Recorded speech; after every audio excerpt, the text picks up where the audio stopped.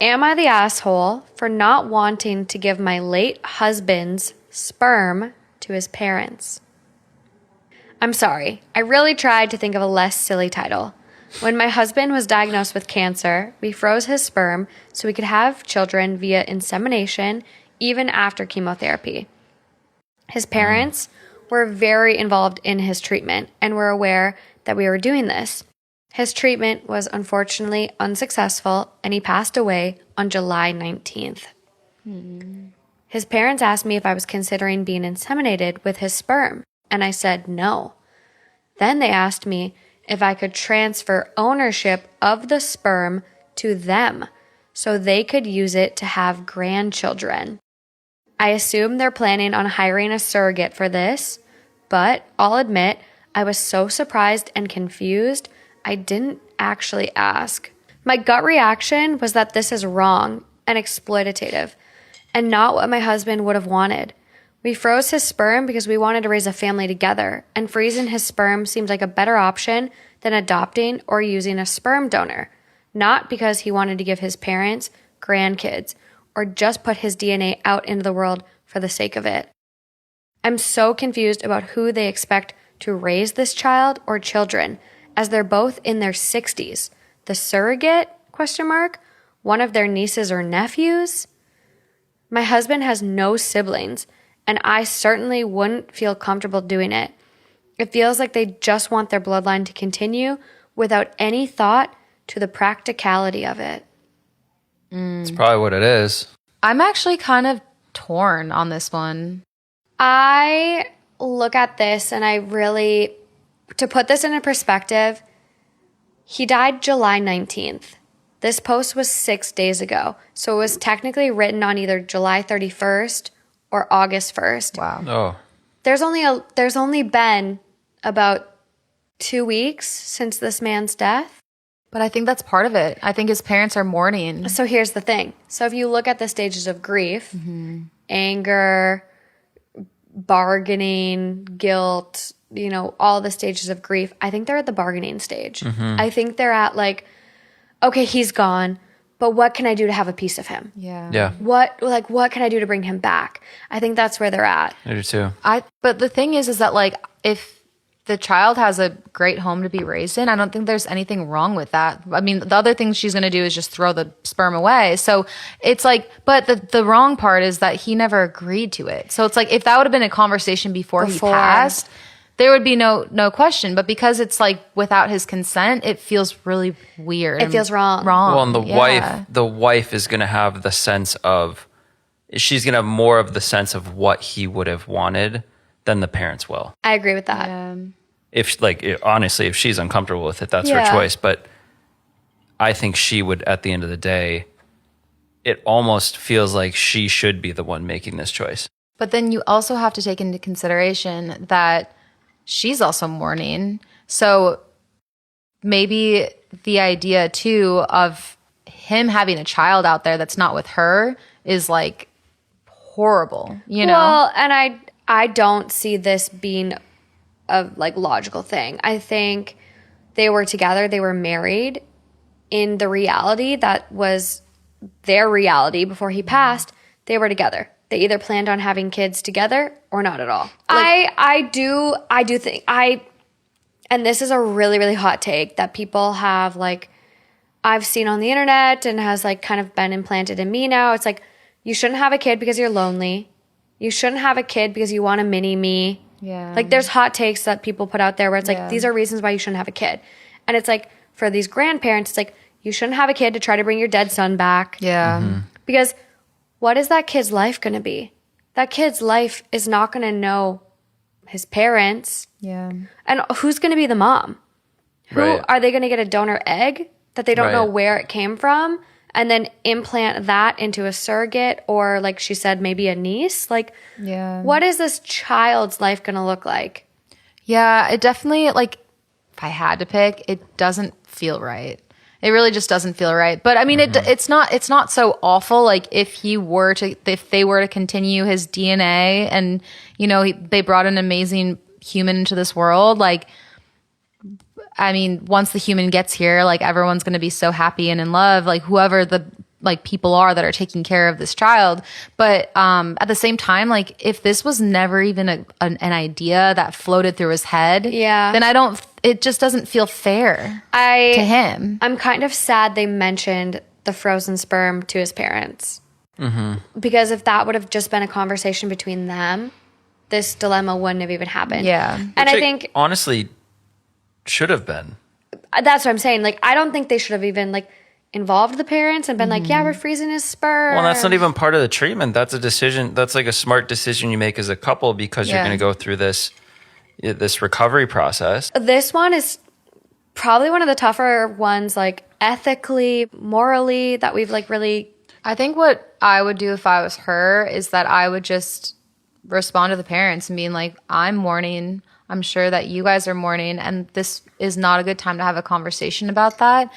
We can definitely talk about this, but not right now. I think we need to. This has been 2 weeks since he passed. Exactly. That's what I'm saying. Like we need to heal more. Like we're in a really vulnerable moment, all of us, and we need to heal more before we have this conversation. But if there's some, after they're not in the thick of mourning, if there's some really genuine reason where it makes sense, then they can decide. But right now, I would be like, we all need space. We all need to think about this. Yeah. And I think that's rational. Like, you should not make any major life decisions after a great loss like this. But even still, let the dust settle. But I think if he didn't explicitly say anything about having a kid, regardless if he's here or not, it goes away. I agree. So I got a lot of comments. So I'm going to try to do them the best I can. I really want to do this one justice because I think this is probably one of the hardest posts we've ever read. And I want to I'm want to cry at this. This is probably, for me, I just can't imagine losing your partner like this and having to deal with his parents coming out of the woodwork 2 weeks later and being like, hey, that's sperm. Yeah. I just lost my son, but hey, that's sperm. Well, and it's even sad enough to need to make the choice to freeze sperm in that situation because there's a risk. Yeah. And then to have it actually happen, it's just, I don't know. Yeah. There's one comment I want to start with. The comment I want to read is in reply to something else. So I kind of feel like I have to read the comment from an outside source first.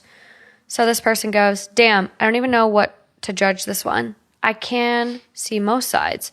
Since as of the moment, I haven't come to a definite decision that I can't expect to say if one of you is the asshole over the other, not the asshole. To start, I understand completely why you feel the way you do, and I'm terribly sorry for your loss. I have a couple questions, though. Did you and your husband actually decide what he wanted to do in this case, or are you speculating? But obviously you have the authority now.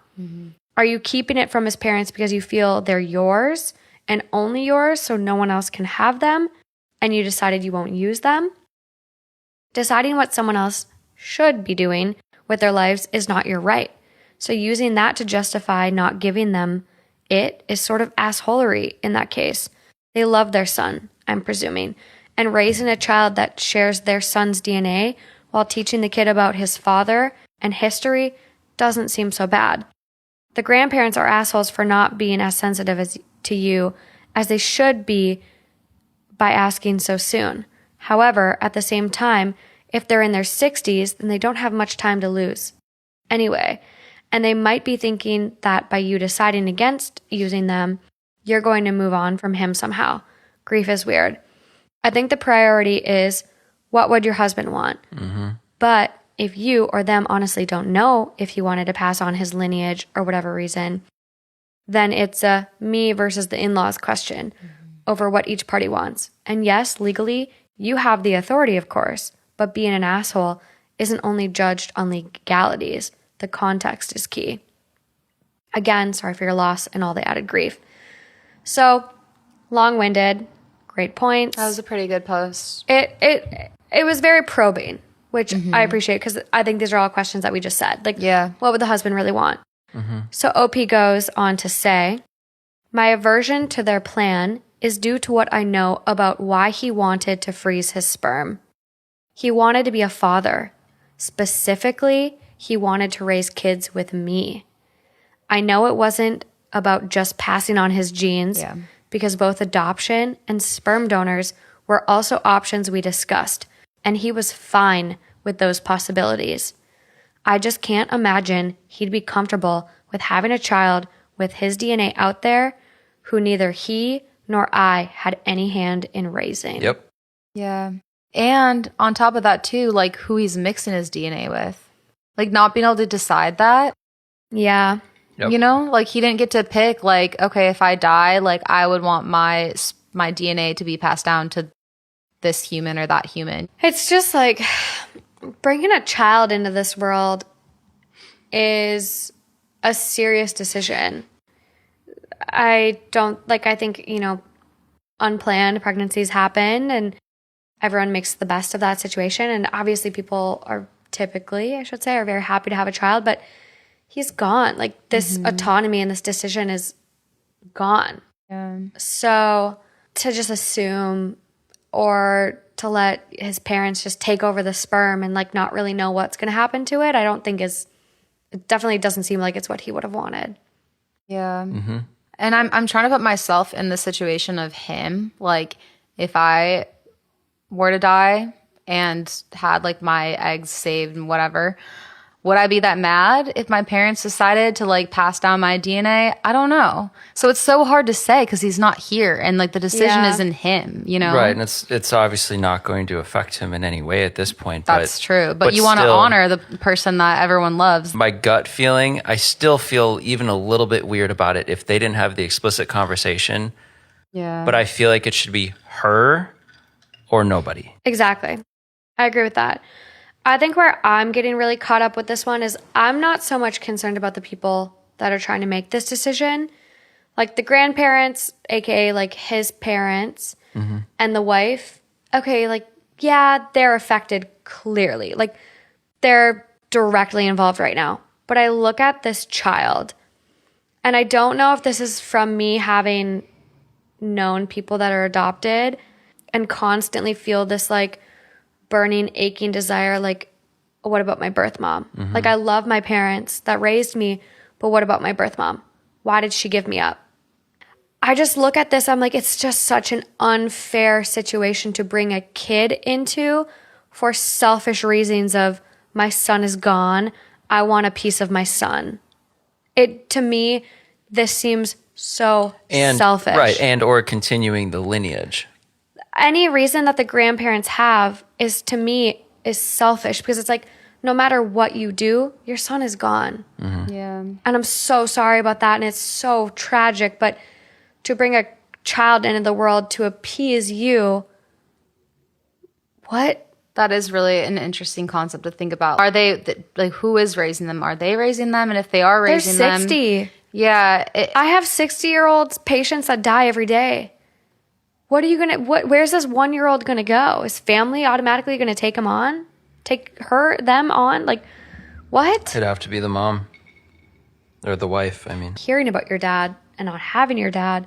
Oh, yeah. It's traumatic of either course. way. It's not an ideal situation. And I mean, I think more of this story is just really focusing on like The wife. Yeah. And like what she wants to decide. And like if she thinks that that's kind of up and crossing the line, she's not the asshole. Like it's not the asshole at all for this. And so with that being said, someone comments, I hope you decide to have his child. I'd be the same. It's not theirs to use. And she goes, me carrying his child isn't really on the table. Yeah. He's gone. Yeah. And I feel like for her, he's gone. There's no bringing him back. Then the sperm should be gone. Done deal. I agree. I think he's gone as He wanted to raise a kid with her. Yeah. It would be such a hard place to be put in though. Like I'm just picturing if I had people that loved the person that I loved like so strongly too, and they were just so desperate and I was the one who had to make the call to like break their heart. Like and you know what I mean? Like I'm sure she's just feeling so crazy right now, or like just so torn and like 2 weeks, you guys. Like again, like 2 weeks. She just lost her life partner, someone who they were actively planning to have a life and kids together. I can't even imagine like typing this all out and thinking coherently. Like I feel like clarity will come with time. Yeah. I really do. Yeah, and again, it's been about 2 weeks. Like, sit on it. Don't make any rash decisions. Like, I saw somewhere where you shouldn't make any major life changes for at least 6 to 9 months after a death. Just don't give it to the parents. Yeah. I really don't think that's what the husband would have wanted. And that's what I would just say. I would literally be like, I don't like the fact that like this decision is put in my hands because I don't like that I'm holding back something that you guys really want. However, I know it's not what he wants. Yeah. And if I thought even the slightest bit that it was what he would want, then this would be a different story. But I am so confident that it's not. So like, I don't want to feel like the villain here, but I am the one who is able to legally call the shots. And this is just what I think is right. Exactly. Legality is also a very important point in this because depending on the paperwork that they filed when they did do the sperm donation / saving it, depending on what state, apparently it's a big thing. So one of the top comments is, not the asshole, though the decision may not actually be yours to make anyways. If you contact the sperm bank where it's frozen, they may likely have procedures on what happens in the situations of the donor's death. There may be terms that he agreed to in the paperwork that may state ownership transfers to yourself, or it may state that the sample is destroyed. Contact them and see what they say. Though, if ownership is now yours, I don't blame you at all for saying no. OP replies, ownership is mine. And someone comments back, you are so selfish.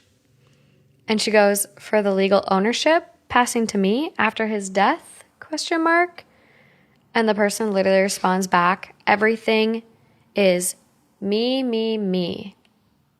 Okay. This woman just lost her husband. Wow. In this situation, I think it is unfair. It's just sperm. It's not even a child. It's not like it's inseminated eggs. It is purely sperm. Yeah. Which, like, how many seeds have been flushed, swallowed, or thrown away? Yeah. This is just sperm. This is not a Or baby. wiped. Wiped. Towel time. Towel time.